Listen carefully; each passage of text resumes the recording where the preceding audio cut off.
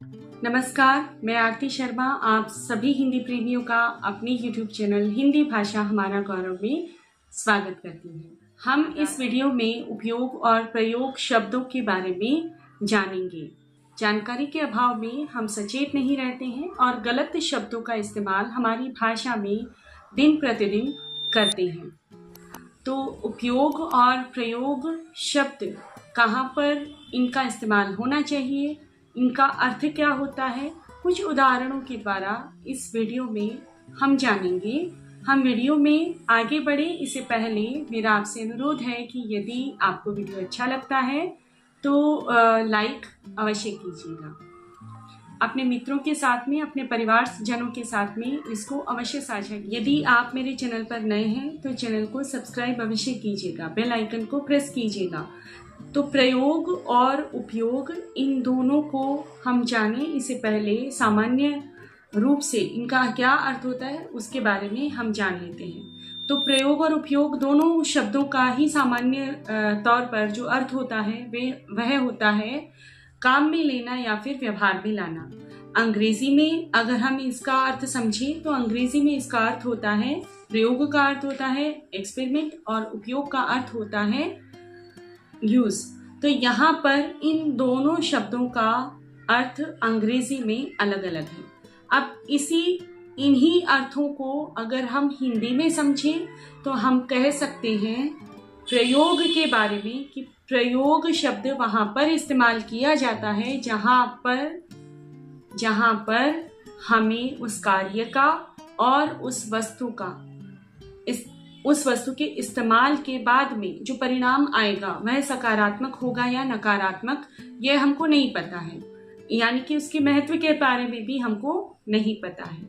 इसी तरह से उपयोग का अर्थ अगर हम जाने तो उपयोग शब्द जो है वह उन वस्तुओं, उन कार्यों के लिए इस्तेमाल किया जाता है जहां पर उनके महत्व के बारे में, उनके परिणाम के बारे में हमें पता होता है कि यह जो कार्य होगा, यह जो वस्तु होगी, इसके इस्तेमाल के बाद में इसका परिणाम जो है वह हमारे लिए लाभदायक होगा। यानी कि हमने बार बार उस शब्द का, उस वस्तु का, उस कार्य का इस्तेमाल किया है, उस वस्तु का इस्तेमाल किया है और उस कार्य को किया है।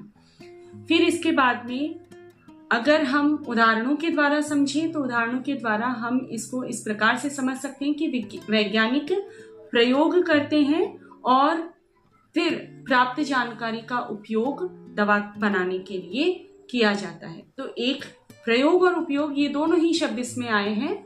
प्रयोग शब्द जहां पर वैज्ञानिक पहली बार काम कर रहे हैं और फिर बाद में जो प्रयोग होने के बाद में जो जानकारी प्राप्त हुई है उसका उपयोग वो दवा बनाने के लिए कर रहे हैं। एक और उदाहरण के द्वारा हम समझ सकते हैं यहाँ पर कि खाने में हम सरसों के तेल का उपयोग करते हैं, नारियल के तेल का प्रयोग कभी भी हमने नहीं किया। तो यहाँ पर भी खाने में जो तेल का उपयोग हम करते हैं, यानी कि सरसों जो है उसका बार बार हम इस्तेमाल करते हैं और सरसों के तेल का उपयोग हम करते हैं। नारियल के तेल का कभी भी प्रयोग, यानी कि एक बार भी उसका इस्तेमाल नहीं किया गया। तो फिर कुछ और उदाहरणों के द्वारा हम समझते हैं, जैसे धन का प्रयोग मौज मस्ती में और इसका उपयोग बच्चों की पढ़ाई में। तो यहाँ पर प्रयोग यानी कि इसके बाद में मौज मस्ती का क्या परिणाम होगा वो हमको नहीं पता है, अच्छा भी हो सकता है, बुरा भी हो सकता है। फिर इसका उपयोग यानी कि अगर बच्चों की पढ़ाई में उपयोग किया जाएगा तो फिर उसका परिणाम जो है वह लाभकारी ही होगा। इसी तरह से कुछ और उदाहरण, जैसे खाने में नमक का प्रयोग कम मात्रा में करो और हरी सब्जियों का उपयोग अधिक से अधिक करो। तो यहाँ पर अगर हम खाने में जो प्रयोग होगा, अब वो कितना होना चाहिए कितना नहीं होना चाहिए वो अगले की इच्छा पर है। जो और उदाहरणों के द्वारा हम समझते हैं, जैसे गोबर का उपयोग खाद बनाने के लिए किया जाता है। इसी तरह से शहद का प्रयोग जानवरों पर किया गया कि वह मनुष्य के लिए हितकारी है या नहीं, और मैंने शहद का उपयोग किया है, ये स्वास्थ्य के लिए हितकारी है। तो यहाँ पर जब हमें किसी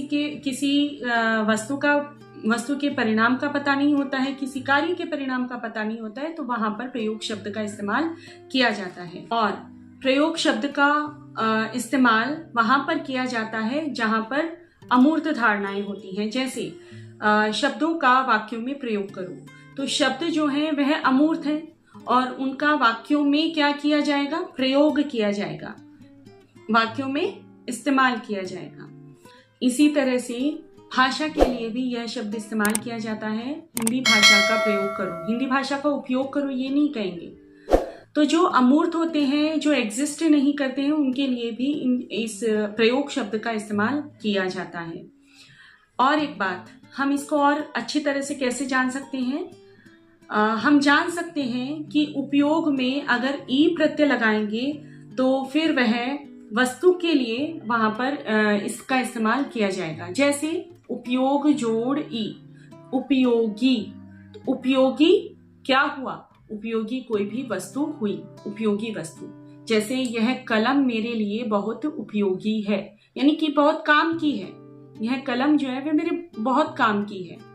और इसी तरह से हम किसी भी वस्तु के लिए अगर वह लाभकारी है तो ई प्रत्यय लगाकर उसके बारे में बता सकते हैं। जैसे तुलसी का पौधा दवा बनाने के लिए बहुत ही उपयोगी है। इसी तरह से ई प्रत्यय हम प्रयोग शब्द में नहीं लगा सकते, प्रयोगी हम नहीं बना सकते। तो यहाँ पर भी हमको पता चल रहा है कि इन दोनों शब्दों में अंतर है। तो आशा है आपको ये वीडियो समझ में आया होगा, जानकारी आपको प्राप्त हुई होगी, शब्दों का सही अर्थ आपको पता हुआ होगा और अब से आप शब्दों का सही चयन करेंगे। यदि आपको लगता है कि इस वीडियो से आपको जानकारी प्राप्त हुई है, आपके लिए यह वीडियो उपयोगी सिद्ध हुआ है, तो आप इस वीडियो को अपने मित्रों और अपने परिवारजनों के साथ में साझा अवश्य कीजिएगा। तथा यदि आप इस चैनल पर नए हैं तो चैनल को सब्सक्राइब अवश्य कीजिएगा, ताकि हमारी हिंदी इसी तरह से धारा प्रवाह में बनी रहे। हम मिलते हैं अगले वीडियो में कुछ और शब्दों के प्रयोग को लेकर। तब तक के लिए धन्यवाद।